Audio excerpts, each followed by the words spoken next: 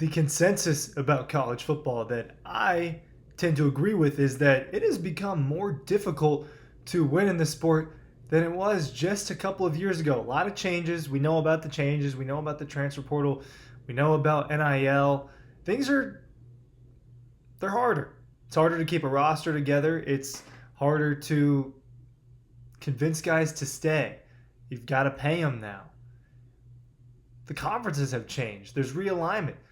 There's mega conferences. Texas and Oklahoma joined the SEC. USC and UCLA joined the Big Ten. Things just got a little bit more complicated, and winning a national championship is likely going to be harder with an expanded college football playoff, right? It used to kind of be roughly win your conference, win another game, you're in the national championship. Now it's win your conference or don't, win a couple of games, and you might get there. Kirby Smart in Georgia won a couple of championships right before these changes were happening, but they did it right before they all fell into place, right? That's when they went back to back, was right before all these things happened at once. And now Georgia has a tougher path. And they've got to do things like playing Texas and Alabama in the same year, going to them on the road. And like everybody else, has to get through a 12-team college football playoff. That's not different for Georgia. Is a championship the end-all, be-all? Well, I like to defer to the answer as yes. The whole point of this, especially if you are a high-level college football program, is to win. That's what these things are about. And look, I'm speaking largely to the Georgia fan base here when I am talking in these videos, obviously, because this is Dawg Post. But you're unhappy right now, are you not? Are you satisfied? I've heard so much complaining. All there was complaining after Georgia's 3-beat. That's not a personal shot. Complain all you want if that's how you feel. This is not me complaining about the complaining. It's just kind of what it was. People aren't happy when Georgia doesn't win national championships, when there is a new standard. We'll get into a little bit more of that with Kirby Smart. But he made some recent comments. I think he went on Feinbaum. He's gone on Cole Kubelek and Greg McElroy's show, kind of doing some media rounds recently. Not talking to us. Kirby, give us a press conference. Let me ask you some questions. But let me bring you what he said to Feinbaum, just a few of the quotes he was talking about. Ryan Curley from Dawg Post. Links are down below.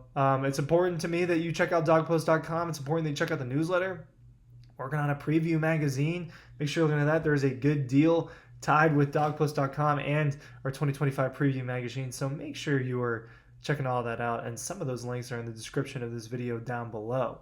Something Kirby said. Do I want to win a national championship? Absolutely. But that's not going to be the be-all and end-all for us. We want to get the most out of every team we can. So I think that the last part of that quote, we want to get the most out of every team we can. I think that certainly applies to the 2024 Georgia Bulldogs. Kirby and that staff has notoriously said, look, this is the best coaching job that we've done. Think about the Georgia team you had. You had an offense that struggled. You had the nation leading the country, and they led the nation in drop passes. Carson Beck threw 12 interceptions in a 6-game span. That's bad. The run game was historically bad for the Georgia Bulldogs. All right, rushed for about 1,700 yards, which this is a team that ran for 3,000 yards a couple of seasons ago. A team that typically runs for 2,500-ish yards, right? Because it's a program that runs the football really well. Those things didn't happen. A defense with all these first-round picks that, Mississippi State scored 31 against them. Alabama scored 30 in the first half against them. They end up in a shootout in an overtime game against Georgia Tech, right? It was a defense. The team underperformed. So when Kirby says we want to get the most out of every team we can, they got an SEC championship out of the team I'm describing to you. An SEC championship out of the team that went to Ole Miss and scored 10 points in the rain when the field got rushed on them. And Ole Miss, the fans are screaming and hollering that's like the best win that they've ever had. And apparently it was, and I didn't know that.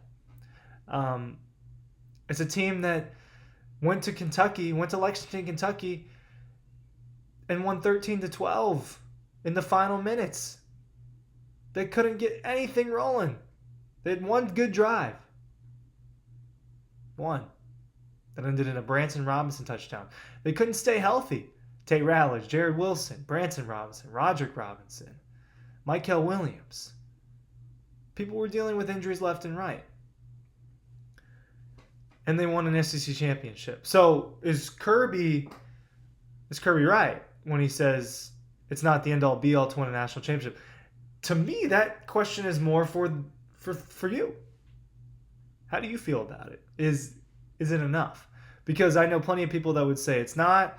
Some people are satisfied that Georgia won back-to-back national championships a couple of years ago. I think an SEC title matters a lot. And if we devalue the SEC championship, if we devalue that, which is somewhat devalued now, these conference championships, with some of these changes to the college football playoff, people aren't going to care about that trophy as much. Because the sad reality is, look, I've been to the last 4 SEC championships: Georgia, Bama, Georgia, LSU, Georgia, Bama, Georgia, Texas. And especially when it's Georgia, Bama, there is a vibe. There is, if you've been to Mercedes-Benz Stadium, if you've been to a neutral site game at an NFL stadium, especially a major one like that, and you've been to a conference championship game, you know there's a buzz in the air. People are excited. People are nervous. People are in their seats and ready to go when kickoff starts.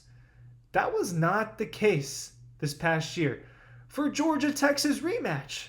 Georgia-Texas, 2 of the best programs in college football, 2 of the biggest brands in college football. Texas, in its first year in the SEC, making the SEC championship game with an opportunity to avenge its loss that it had on home field against Georgia. They get to avenge that and do it in Georgia's backyard in Atlanta at Mercedes-Benz Stadium and win the SEC title. Stadium's not filled up when there's kickoff. Outside, pregame, the Home Depot parking lot out there at Mercedes-Benz Stadium, and across the street there's a lot of good tailgating, and kind of all around in that area, that general area I'm talking about. It wasn't a ghost town, but it was closer to a ghost town than it was to a normal pregame, which was surprising to me. And it showed, hey, people don't care. Why? Georgia and Texas are probably going to both be in the college football playoff anyway, and the goal is to win a national championship. The SEC championship doesn't matter as much. That is a notion that worries me, because that is a special football game. That is a big football game. What are the points of the conference championships? Now the direct point is to get a college football playoff bye. Georgia earned that. Oregon earned that. They both lost, right? And they both lost. So are people going to look at that and care about it even less now? What people want to do is win a national championship. Ohio State just won the national championship. What, a month or so after it lost for the 4th straight year to its rival in Michigan? There's a little bit of an asterisk on that college football season for Ohio State, but what do they tell you matters more? Winning the national championship. They didn't even play in the Big Ten championship. And those things are supposed to matter. That Michigan game obviously matters. I'm not devaluing that.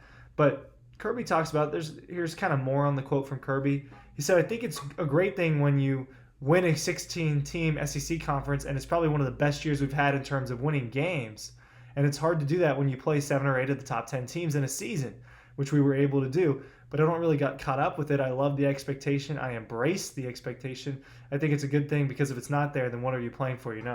Well, you're playing for national championships, but do you agree that it's not the end-all be-all? Look, you can't win a national championship every year, right? It's just not going to happen. It's not the way that these things work. And going back-to-back, not common either. Only happens about once every 10 years or so. Obviously, Bama did it about a decade before Georgia did it. It's just not something that happens in sports in general, right? Look at the NBA. There hasn't been a back-to-back champion since the Warriors did it, 8 years ago? Right? And there won't be a back-to-back championship this year. I'm using the NBA because that's one of the major sports that's having its playoffs right now. I know that not all of you are basketball fans, but you get my point. It's really difficult to do that and to win. But I think it's interesting because, look, Damon Wilson, edge rusher for Georgia, left in the transfer portal. He's a guy that was going to be one of Georgia's best defensive players this season, right? People like situations like that wouldn't have happened before. Why? Why is he going to Missouri? I'd be a little confused if it didn't have something to do with the dollar figure that Missouri's giving him. You know what I mean? And those are things that didn't exist a couple of years ago. They didn't have to worry about this roster manager. People are worried about the Jackson Cantwell, right? The one of the top players in the 2026 high school recruiting class, picking Miami and saying it's because of the money. And look, money probably does have something to do with that decision. This landscape has changed. You're going to have to play better teams every year, right? When you think about the conferences expanded a little bit and East and West divisions are gone, you deal with the money, you deal with the transfer portal. Is it still the end all be all? Because that's kind of how it felt to me after Georgia lost to Notre Dame in the Sugar Bowl.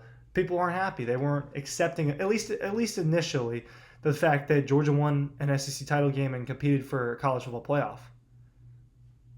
So I don't think that people are necessarily going to agree with Kirby on this one. What do you think? Thanks for watching. Links are below.